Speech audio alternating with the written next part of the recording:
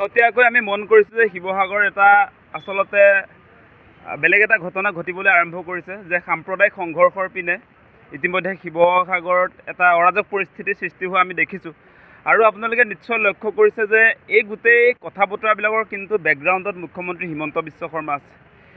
আমি দেখিবলৈ পাইছোঁ যে সম্প্ৰীতিৰ শিৱসাগৰ যি আছিলে মানে শান্তিৰ শিৱসাগৰ এতিয়া অশান্তিৰ ফালে গতি কৰোৱাৰ ক্ষেত্ৰত মুখ্যমন্ত্ৰী হিমন্ত বিশ্ব শৰ্মাৰ ভূমিকা আছে। তেখেতে আচলতে ইচ্ছা কৰি এটা ২৬ৰ নিৰ্বাচনৰ পূৰ্বে এটা ভাতৃঘাতী সংঘৰ্ষ বিচাৰে, সেই কথাটো আজি উমান পোৱা যায়। কাৰণ আপোনালোকে নিশ্চয় দেখিছে যে একাংশ সংগঠনৰ ভুৱা জাতীয়তাবাদী নেতা সেই মানুহবিলাকে এতিয়া ভাড়াঘৰত মানে ভাড়াতীয়া কিছুমান মানুহক বিচাৰি তেওঁলোকে অপাৰেশ্যন চলাইছে। মানে তেওঁলোক মানে কোনটো ফ'ৰ্চত হিমন্ত বিশ্ব শৰ্মাই তেওঁলোকক আচলতে ভৰাই থৈছে, স্পেচিয়েল টাস্ক ফ'ৰ্চ নেকি? এতিয়া আপোনাৰ ভাড়াতীয়া মানুহক তেওঁলোকে যে আপোনাৰ ঘৰে ঘৰে বিচাৰি খেদিবলৈ যে অভিযানটো যে চলাইছে, সেইটো আচলতে কেনেকুৱা এটা মানে পৰিৱেশলৈ গতি কৰিছে শিৱসাগৰৰ নিচিনা এটা ঠাই, সেইটোত আমি অত্যন্ত উদ্বিগ্নতা প্ৰকাশ কৰিছোঁ। আৰু আমি দেখিছোঁ যে শিৱসাগৰতো আমাৰ যিবিলাক জাতীয় জনগোষ্ঠীয় সংগঠন আছে সেইবিলাক দুভাগত বিভক্ত হৈছে। আজিৰ দিনটোত জাতীয় জনগোষ্ঠীয় সংগঠনবিলাক কাৰ কাৰণে দুভাগত বিভক্ত হৈছে? জাতি বচাবৰ কাৰণে কিন্তু নহয়। আজি আপোনালোকে নিশ্চয় দেখিছে, মই এটা কথা কৈ আছোঁ যে ভাতৃঘাতী এটা সংঘৰ্ষ, সাম্প্ৰদায়িক এটা সংঘৰ্ষ বিচাৰে মুখ্যমন্ত্ৰীয়ে। তাৰ কাৰণে আজি যিবিলাকে সেই আপোনাৰ একাংশ মানুহক সংখ্যালঘু একাংশ মানুহৰ ওপৰত যি দাদাগিৰি চলাইছে, সেই মানুহবিলাকে দাদাগিৰি চলোৱাটো আপোনাৰ সামাজিক মাধ্যমত টেলিভিছন ওলোৱাৰ পাছতো সেই মানুহবিলাকৰ বিৰুদ্ধে কিন্তু কোনো ধৰণৰ প্ৰশাসনীয় ব্যৱস্থা আমি দেখা নাই।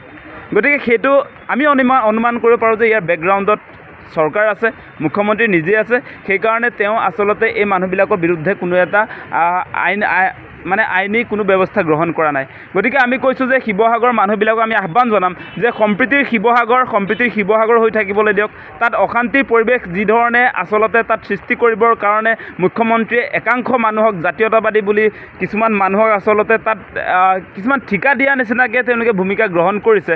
গতিকে সেই ক্ষেত্ৰত আমি শিৱসাগৰবাসী ৰাইজক সাৱধান হ'বলৈ অনুৰোধ জনাইছোঁ যাতে প্ৰৰোচনাত বলি নহয়। শিৱসাগৰৰ মানুহে যাতে একাংশ মানুহৰ ভুৱা যিটো জাতীয়তাবাদী চৰিত্ৰ সেইটো যাতে চিনাক্ত কৰিব পাৰে, তাৰ কাৰণে আমি আহ্বান জনাম। এনেই এতিয়া আপোনালোকে নিশ্চয় দেখিছে যি ধৰণে আচলতে বিদেশী খেদাৰ নামত একাংশ ভাৰতীয়ৰ ওপৰত অত্যাচাৰ চলিছে, সেইটো গণতন্ত্ৰৰ প্ৰতি ভাবুকি। আমি এটা কথা কৈ আছোঁ যে বিদেশী কিন্তু আমি খেদাৰ পক্ষত, বিদেশী আমি যে ইয়াত ৰাখিম সেই কথা নহয়। আমি প্ৰথম শাৰীত যাম। যদি বিদেশী খেদিবলৈ সঁচাকৈ অভিযান চলায় তেতিয়াহ'লে মুখ্যমন্ত্ৰী বা চৰকাৰৰ লগত আমি সদায় সহযোগ কৰি যাম, কিন্তু নাটকটোত আমি বিশ্বাসী নহয়। আৰু এতিয়া যিটো আপোনাৰ বিদেশী খেদাৰ নামত যি ধৰণে পানী ঘোলা কৰিছে, আপোনালোকে নিশ্চয় দেখিছে তেওঁলোকে আচলতে বিদেশীক লৈ ৰাজনীতি কৰিছে, কিন্তু এগৰাকীও তেওঁলোকে সন্দেহ কৰা বিদেশীক আজিৰ তাৰিখলৈকে বাংলাদেশলৈ পঠিয়াব পৰা নাই। গতিকে সেই নাটকটো ওলাই পৰিছে আজি। আৰু আপোনালোকে নিশ্চয় দেখিছে যে বিদেশী বুলি আপোনাৰ উচ্ছেদ কৰা হয়, সেই বিদেশীক তেওঁলোকে পুনৰ সংস্থাপন দিয়ে, ক্ষতিপূৰণ দিয়ে, আমি সেইবিলাকতো দেখি আছোঁ। গতিকে অসমবাসী ৰাইজকো সেই কথা বতৰাবিলাক চালি জাৰি চাবৰ কাৰণে অনুৰোধ জনাইছোঁ। এতিয়া এটা কথা প্ৰমাণ হৈছে যে মুখ্যমন্ত্ৰীয়ে ৰাইজৰ মূল সমস্যাবিলাক আচলতে আমাৰ মনৰ পৰা নাইকিয়া কৰিবৰ কাৰণে সাম্প্ৰদায়িক কথা বতৰাবিলাক কৈ আছে, মিয়া মুছলমানৰ কথা কৈ আছে, হিন্দু মুছলমানৰ কথা কৈ আছে। গতিকে এইকেইদিন আপোনালোকে নিশ্চয় লক্ষ্য কৰিছে যে এই যে আমি সাম্প্ৰদায়িক ৰাজনীতিত যে ভৰি দিছোঁ, হিমন্ত বিশ্ব শৰ্মাৰ কথাবিলাক যে আমি চাই আছোঁ, সেই কথাবিলাকত আপোনালোকে চাব যে এই 10 দিনৰ ভিতৰতে আপোনাৰ মিঠাতেলৰ দাম 50 টকা পৰ্যন্ত বৃদ্ধি হৈছে। আমি 180 টকা পাৰ লিটাৰ মিঠাতেল আজি 10 দিনৰ আগত আছিলে, সেই মিঠাতেলৰ দাম আজি 230 টকা হৈছে। ধাৰা আটাইতকৈ কম দামী মিঠাতেল বুলি ক'ব লাগিব। গতিকে এনেকুৱা এটা আপোনাৰ মূল্যবৃদ্ধিৰ সময়ছোৱাত আপুনি এই আমাৰ মনৰ পৰা এই কথাবিলাকে যাতে আমাক ক্ৰিয়া কৰিব নোৱাৰে তাৰ ব্যৱস্থা মুখ্যমন্ত্ৰীয়ে কৰিছে।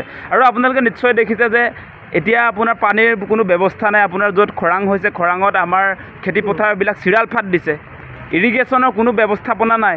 মন্ত্ৰী যিজনক পাতিছে ইৰিগেশ্যনলৈ অহা যি টকা, বাজেটত যিকেইটা টকা ধৰিছে সেইবিলাক তেওঁৰ পকেটতে সোমাব চাগে, মই ক'তোৱে দেখা নাই। মানে এতিয়া কৃষকবিলাক হাহাকাৰ কৰি আছে। গুৱাহাটীত যদিও আজি অলপ চলপ বৰষুণ দিছে, কিন্তু আপোনাৰ খেতিপথাৰবিলাকত বৰষুণৰ অভাৱত চিৰাল ফাট দি আছে।